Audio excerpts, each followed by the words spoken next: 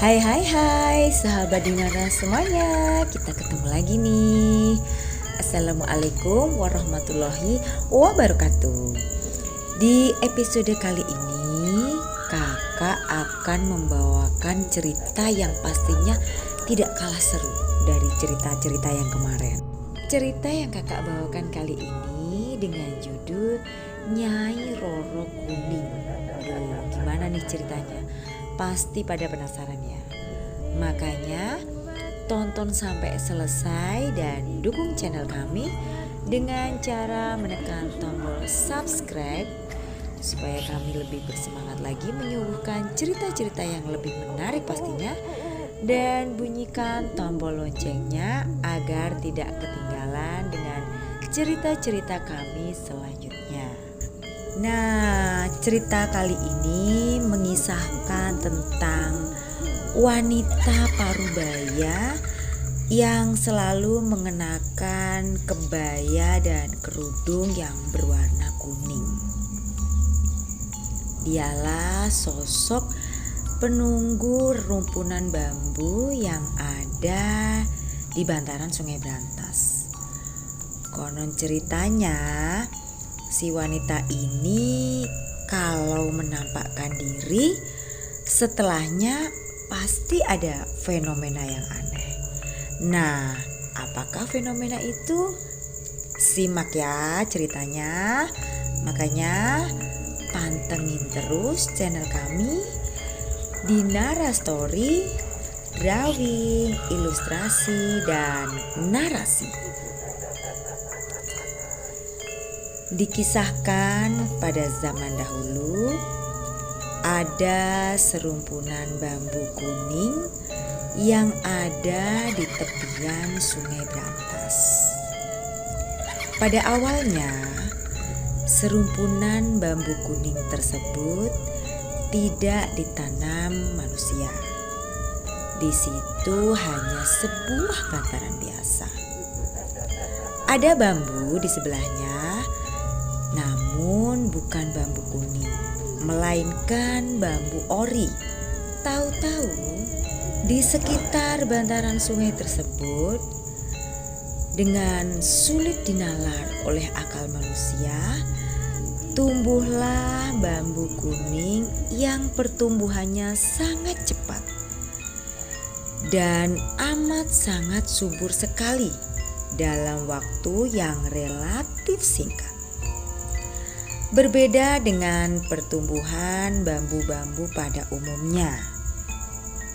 Nah, di situ ada sosok penunggu, yaitu wanita yang sangat cantik, parubaya. Ia selalu memakai kebaya dan kerudung yang berwarna kuning, serta mengenakan jarit yang berwarna hijau. Di sini sering terjadi fenomena yang aneh yang dialami oleh warga. Warga sering mencium berbagai aroma masakan dan arahnya berpusat di dalam sekumpulan bambu tersebut. Karena di bawah pohon bambu kuning suasananya sangat sejuk dan adem, makanya banyak pemancing yang memancing di sekitar bambu kuning tersebut. Sang pemancing sering sekali didatangi oleh Nyi Roro Kuning. Bukan hanya satu atau dua orang saja, tetapi beberapa orang yang memancing di tempat itu sering didatanginya. Nyi Roro Kuning berkata dalam bahasa Jawa, "Awakmu ojo mancing neng kini yo ngger, engko mundak ngenei anak putuku." Dalam bahasa Indonesia yang artinya, "Kamu jangan mancing di sini ya nak, nanti bisa mengenai anak cucuku."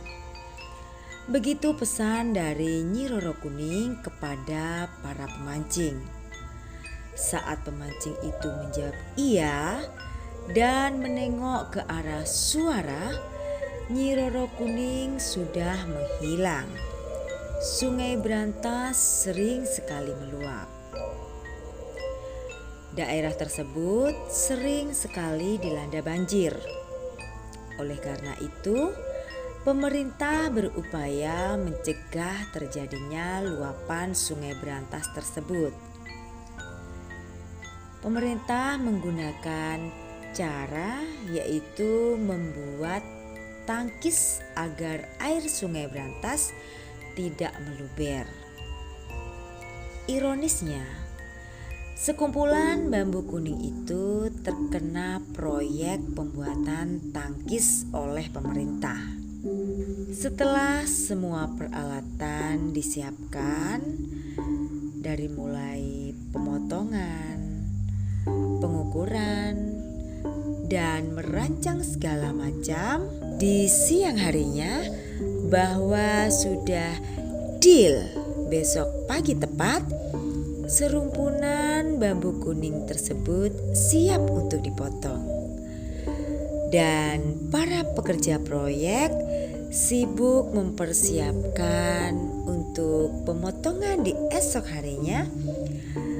Mereka mempersiapkan baik-baik mulai dari pengukuran, perancangan, mencangkul di sekitar tepian Sungai Berantas, dan juga memangkas pohon yang ada di tepian Sungai Berantas yang sekiranya akan mengganggu proses pemotongan bambu kuning tersebut di esok harinya. Keesokan harinya, saat bambu kuning akan dipotong oleh para pekerja proyek, nampaknya ada fenomena aneh yang terjadi. Tepat di pagi harinya, sekumpulan bambu kuning itu berpindah tempat ke tengah-tengah Sungai Berantas. Kejadian tersebut sungguh sangat di luar logika manusia, karena bambu kuning yang semula berada di pinggir Sungai Berantas tiba-tiba beralih tempat berada di tengah-tengah Sungai Berantas. Nah, di hari berikutnya kejadian aneh tersebut terulang kembali. Bambu kuning yang semula berada di tengah Sungai Berantas nampaknya hilang tak berbekas. Masyarakat dan pekerja proyek semakin bertanya-tanya, kemana hilangnya bambu kuning tersebut?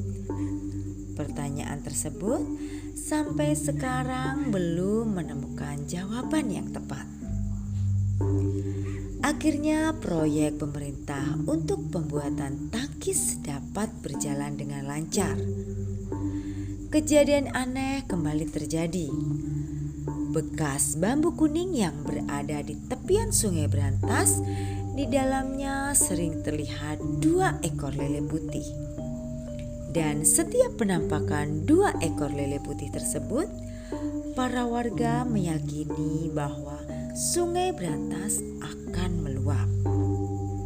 Sekian dulu ya cerita dari Kak Ina Dinara. Sampai ketemu dengan cerita-cerita yang lebih seru selanjutnya. Salam OTW Suge @Bozilo. Wassalamualaikum warahmatullahi wabarakatuh.